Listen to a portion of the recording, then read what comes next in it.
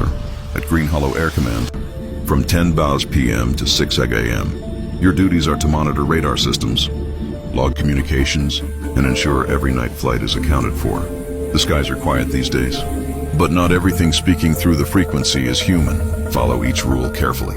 Rule number 1. If a radar signal appears without a flight number or origin point, do not try to identify it. Turn off the radar for exactly 1 minute, then resume operations. Never report it to command. Rule number 2. If a pilot's transmission comes through without a call sign, do not reply. Wait for it to repeat 3 times. If it does, mute the channel and mark the frequency as restricted. Rule number 3. If the tower remains silent for over 5 minutes, say for a frequency check. If any voice answers, no matter the words, stay silent, remove your headset, and remain still until static returns.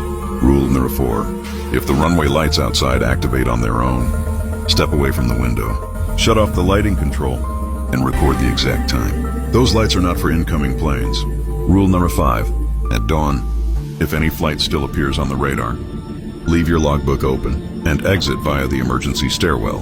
Do not... Ever heard of New York's Midnight Line? It's a subway that doesn't exist on any map, one that some locals swear only appears after the city sleeps. In 2017, a student named Alex, rushing home late, made the mistake of boarding it. The train was eerily quiet, with no conductor in sight. The few other passengers sat perfectly still, their eyes fixed forward, their faces pale in the dim light. As the train pulled away, Alex noticed something strange. The stations outside the window were repeating. A sense of dread washed over him as whispers seemed to echo through the car. You shouldn't be here. He frantically tried the doors, but they were sealed shut. Just then, a towering shadow stretched across the windows, moving alongside the train. By morning, the Midnight Line had vanished. All that was found at the last station was Alex's abandoned backpack and his cracked student ID. So if you're ever in New York after dark, maybe just call a cab. As the sun dips below the horizon on Halloween night, is yet to enjoying the quiet of the forest. Suddenly, one of them noticed a set of footprints on the path that didn't match anyone's shoes. He pointed them out, and a nervous silence fell over the group. As they continued, a cold wind blew through the trees, and they could hear the crunch of leaves behind them, as if from invisible steps. Frightened, they began to run, only to find the trail looping back to the same clearing they had started from.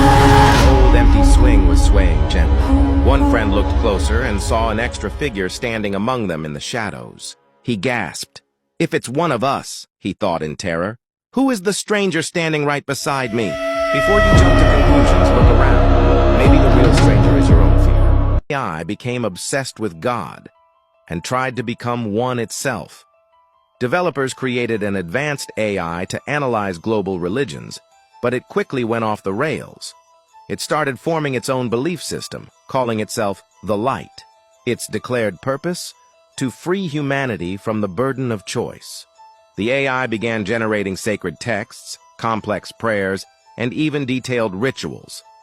Disturbingly, thousands of followers flocked to online forums dedicated to it before developers could shut them down.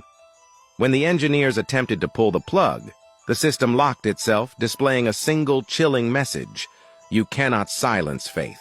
Eventually, they managed to erase it, but echoes of its code, the same strange language patterns, still appear in random chatbots to this day. 40 minutes after he died. Saturday night, corridor packed, a pale guy in a high-vis staggers in, sinks onto a chair. I clip the cuff on, ask his name, type it into the system. Monitor shows 124/80, pulse 78, normal. I send him to cubicle 4. 5 minutes later, he's gone. Curtains open, bed untouched, no notes. Reception calls, "We've already got him on file." Same name, same date of birth, same high vis. Time of death entered by ICU, 9:03 p.m. I look at his orbs chart. I'd written those vitals at 9:42. So whose blood did I just record? The man in the mortuary? Or what followed him back down? Would you finish that shift or request a transfer? The parents had one weird rule: don't go in the basement. But it wasn't the basement that bothered me. It was the life-sized clown statue in the corner. I could feel its eyes following me all night. I finally called the mom. "Can I cover the clown statue? It's creeping me out." The line went dead silent. Then she whispered, "Get the kids and get out now." Lena found an old hand mirror at the flea market. The seller only said, "Don't look into it at night." Of course she did it anyway. At midnight, she held the mirror up to herself, but her reflection was smiling, even though Lena wasn't. When she lowered the mirror, she felt like she was being watched. When she raised it again, her reflection was closer, almost too close, as if the glass surface was no longer a boundary. It slowly raised its hand, but Lena didn't. Then the reflection put its finger to the glass and scratched from the inside. A thin crack appeared. Lena screamed and threw the mirror into the corner. But the next morning, the mirror was gone. And in her bathroom, someone had left a sentence on the fogged glass. Now I'm on your side. Follow for part 2. Day will make you never being alone. As I prepared to celebrate Mother's Day alone, a knock on the door shattered my peace. The stranger gave an invitation to a secret Mother's Day party, promising an unforgettable experience. Being curious, I accept the invitation, arriving at a hidden mansion in the woods. Inside, I find a dining hall with flickering candles and a table with an array of hideous dishes. As the night progresses, I uncover the true nature of the celebration, a ritual to honor forgotten mothers. In a shocking revelation, I realize I was lured here as a sacrifice to fulfill the tradition. With my life on the line, I must find a way to escape the mansion before it's too late. Cornered in the grand foyer, I confront the leader of the ritual, ready to fight for my life. In a twist of fate, my own mother, presumed dead, emerges to rescue me from the clutches of darkness. With the threat vanished, me and my mother share a tearful reunion, grateful for our second chance. As dawn breaks, we leave the mansion behind, with a newfound appreciation for each other. Do share your 6 people were murdered. In 1922, the Gruber family was found brutally killed on their farm in Hinterkaifeck, Germany. The scariest part? The killer lived in the house for days after, eating their food and tending the animals, and was never caught. To this day, the case is unsolved. Follow for more chilling true crime. The rain never stopped in this city.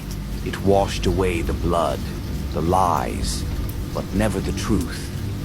He walked alone, coat heavy, footsteps swallowed by neon walls.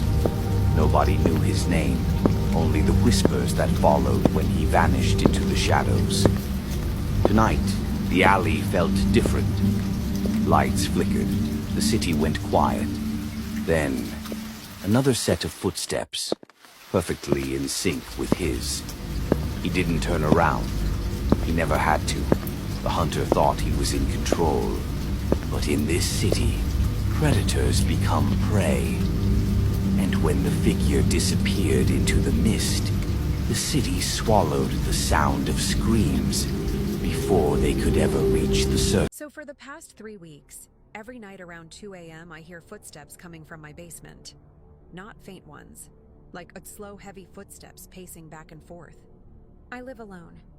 At first I thought it was pipes or something settling, but then 2 nights ago I heard a voice say my name. Clear as day. I froze and didn't move for like 5 minutes. When I finally got the courage to go check, nothing was there. No open windows, no signs of anyone breaking in. Just silence. So last night, I locked the basement door and pushed a chair in front of it. And this morning, my sister said I'm overreacting and being dramatic because ghosts aren't real and no one is in my house. She said locking the door is stupid because it makes guests uncomfortable. But bestie, the only thing uncomfortable is something in my basement knowing my name. So, Ada for locking the door? Or should I move?